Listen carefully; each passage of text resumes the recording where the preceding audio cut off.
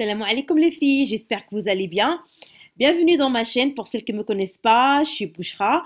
Aujourd'hui, j'ai décidé de faire une vidéo en français, c'est une première. Sans raison, j'ai décidé toute seule. Je me suis dit pourquoi pas une fois dans les 6 mois ou tous les 2 mois, on ne sait jamais. Je vais faire une vidéo comme ça, je vais parler français, comme ça je vais améliorer mon français. En même temps, changer, faire un petit peu de changement dans ma chaîne. Personne ne m'a demandé, vraiment. C'est une décision que je me suis prise moi-même. C'est un challenge, si vous voulez dire ça. Aujourd'hui, Inch'Allah, je vais partager avec vous une recette de beignets. Je sais bien que tout le monde sait comment on fait des beignets. Peut-être il y a des personnes qui ne savent pas. Mais je l'ai fait et je me suis dit pourquoi pas je partage ça avec vous. Attention les filles, rigolez pas sur moi. Si vous voyez que je fais une faute, vous me corrigez bien sûr. Je suis pas française, je m'appelle pas Jacqueline, je m'appelle Bouchra. Avant ça, Inch'Allah, je vais partager avec vous une astuce de maman que j'utilise pour récupérer les pantalons de ma fille. Vraiment, je souffre de ça. Ma fille, c'est quelqu'un qui revient tout le temps de l'école avec des trous à l'emplacement des genoux sur ses pantalons. Je sais pas qu'est-ce qu'elle en fait, elle tombe, ou je sais pas qu'est-ce qu'elle fait exactement. Alors, j'ai adopté une astuce, j'ai déjà partagé ça sur Instagram, sur Invest. J'ai adopté une astuce que je vais essayer avec vous, Inch'Allah. Moi, j'ai l'habitude de la faire, mais j'ai envie de la partager en vidéo quand même.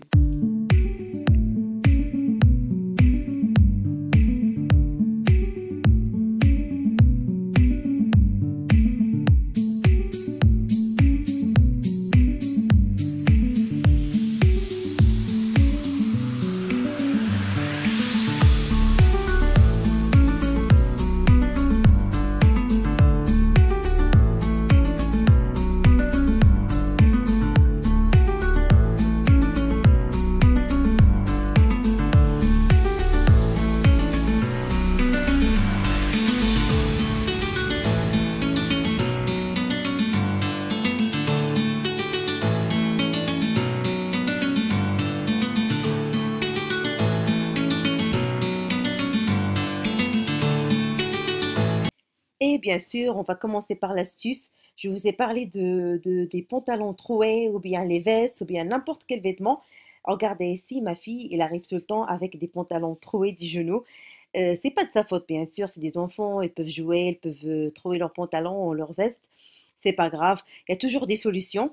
C'est pour cela que j'utilise des patchs. Je pose des patchs sur les trous et comme ça, je le recommode ou bien je le récupère au lieu de le jeter ou bien en faire un short que je sais que je vais jamais arriver à faire un short pour égaliser et tout ça la coupe. Voilà, c'est des patchs que j'ai achetés une fois chez la Halle. Ça coûte pas très cher, je pense 2 euros, 1 euro et quelques, je me rappelle pas. Et aussi, j'avais fait un tuto sur Instagram. Il y avait plein de mamans qui étaient intéressées sur une veste de ma fille. Je ne sais pas si je trouve une photo, je vais la mettre sur le côté. Comment on fait pour poser le patch, bien sûr. On fait chauffer le fer sans utiliser la vapeur, bien sûr. Je choisis d'abord le motif que je veux. Bon, c'est tout ce qui me reste. Il y a vraiment des beaux motifs si vous voulez acheter ça pour vos enfants. Je chauffe le fer à repasser sans vapeur. Je positionne mon patch, bien sûr, comme vous avez vu.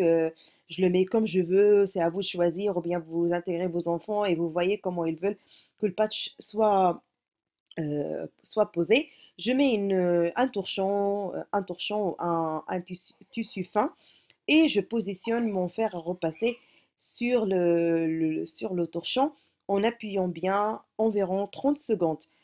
J'appuie et je laisse le fer à repasser comme ça jusqu'à ce que je vois que mon patch est bien collé. Alors, pour l'entretien du patch, il faut toujours choisir un cycle à 30%, à 30 degrés. C'est-à-dire, il faut pas laver les vêtements qui sont récupérés par un patch ou quelque chose comme ça. Il ne faut pas les laver à 40 ou à 60. Il faut vraiment les laver à 30 degrés, pardon. Euh, Après, si vous voyez que ça se décolle, vous le recollez ou bien vous passez vos fers à repasser encore une fois. Et voilà, j'ai récupéré mon pantalon. Il me reste juste la petite tige de la feuille. Je vais encore essayer de vraiment bien la coller parce que mon fer en fait, elle n'est pas très très chaud. Mais si vous utilisez un fer qui est vraiment chaud, ça va se coller de la première, de la première, dès la première fois.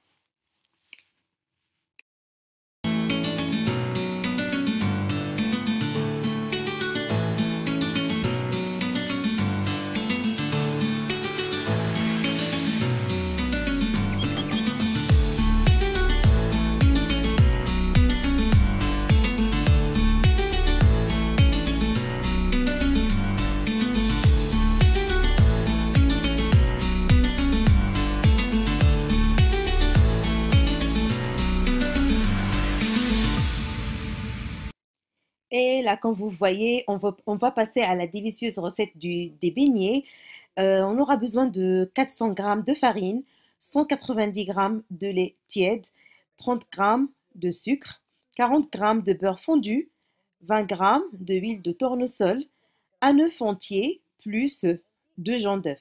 C'est-à-dire, on va utiliser un œuf entier plus deux jaunes d'œuf, une pincée de sel, une cuillère à café d'arôme de vanille. Moi, j'ai pas utilisé l'arôme de vanille parce que j'ai pas envie de rendre ma pâte marron. L'arôme que j'ai, elle est très concentrée. Alors, j'ai utilisé un sachet de sucre vanillé et 7 grammes de levure boulangère, bien sûr. Là, je vais diluer la levure dans le lait tiède. Je vais touiller un petit peu comme ça. Et après, je vais laisser reposer pendant 5 ou 10 minutes jusqu'à ce que je vois que ma levure est bien montée.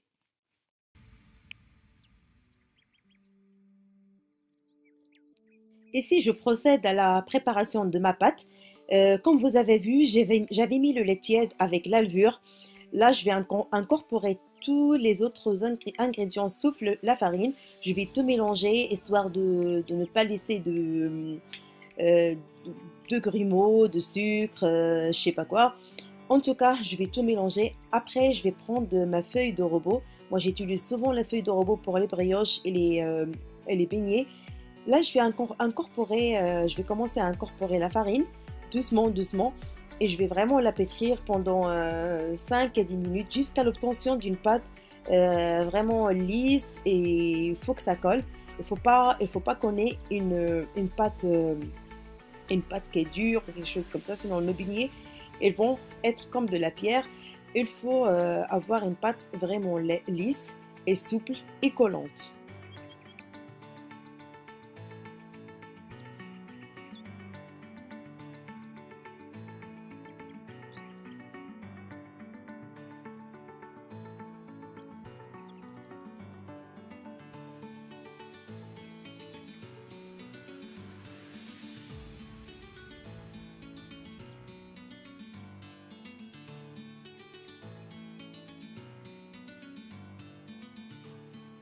Une fois le pétrissage est fini, je saupoudre mon plan de travail avec de la farine. Je mets vraiment suffisamment de farine et je mets ma pâte. Vous voyez comment elle est vraiment collante. Je mets ma pâte sur cette farine et je commence à la travailler avec la main jusqu'à ce que j'obtiens un boule qui colle plus. Vous allez remarquer comment ça va devenir et je vais la mettre dans le bol de mon robot et je laisse la pâte lever pendant 1 heure. Ça dépend de la chaleur que vous avez chez vous. En tout cas, pour moi, c'était 1 heure.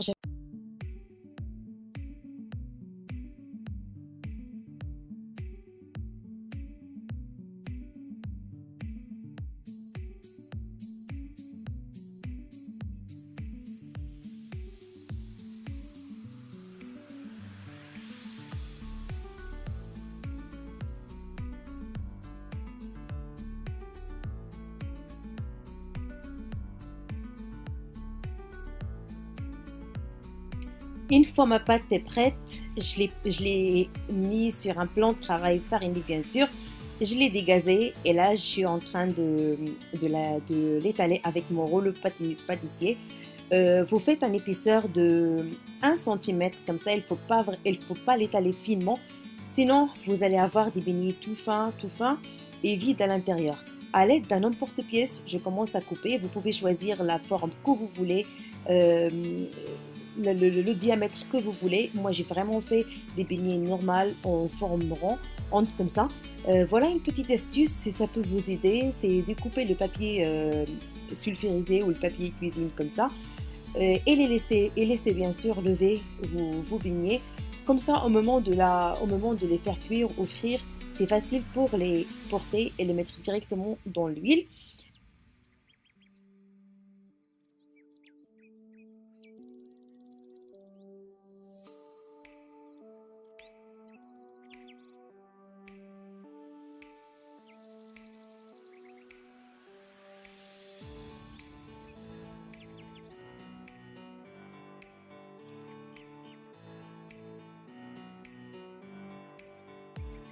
Pour la friture, bien sûr, il faut que l'huile soit vraiment chaude. Faites pas ma bêtise. J'ai pas chauffé mon huile avant de les faire cuire, mais alhamdoulilah, j'ai obtenu des vraiment, ils sont vraiment beaux mes beignets. Et là, je les ai vraiment laissés refroidir. Il faut les laisser vraiment refroidir. Il ne faut pas les tremper dans le sucre quand ils sont chaudes. Sinon, le sucre, il ne va pas tenir. Je les fais tremper dans le sucre maintenant. Après, vous avez le choix de les fourrer comme vous voulez. Moi, j'ai choisi de les fourrer au chocolat. Vous allez voir dans la vidéo que j'avais mal choisi ma douille. Du coup, je l'avais changé vers la fin. J'ai un petit peu galéré et j'ai déchiré pas mal de beignets. Mais c'est le goût qui compte. Voilà les chéris, c'est comme ça. Voilà ma vidéo en français. J'espère qu'elle vous plaira. Et si vous voulez des vidéos en français de ce genre, comme j'ai dit, je peux faire des fautes, je ne suis pas française, j'apprends et j'assume ma décision. Si vous voulez encore des vidéos en français, n'hésitez pas à me le dire. N'hésitez pas bien sûr à liker la vidéo et dire ce qui va et ce qui ne va pas. Mettez plein de pouces bleus et plein de commentaires. J'aimerais bien lire vos commentaires. Je vous dis à la prochaine, Inch'Allah. À très bientôt.